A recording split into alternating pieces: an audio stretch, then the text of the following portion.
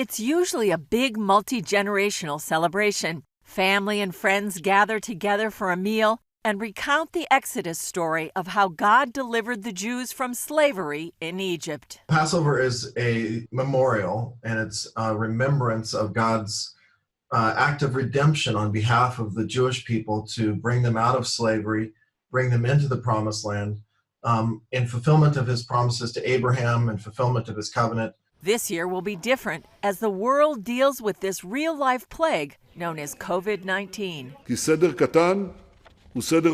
A small Seder is a safe Seder. This year, more than ever, we will adopt the Passover festival of our forefathers in Egypt, Passover in houses. In Israel, only people living in the same house are allowed to sit down for the Seder together, so many will be alone.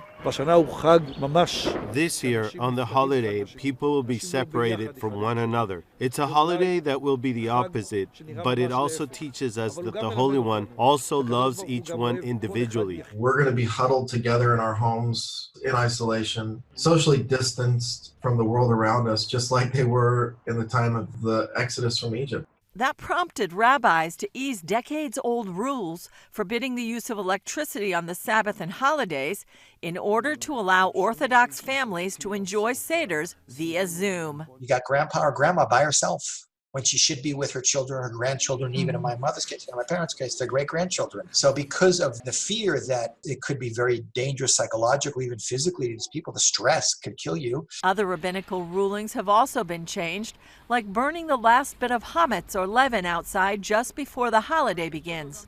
I remember I've been here in the Gulf War. I remember you had to walk around with your gas mask, similar thing. And if the siren went off, you ran for cover, but life went on. Yeah. This is unlike anything. Everything is just shut down.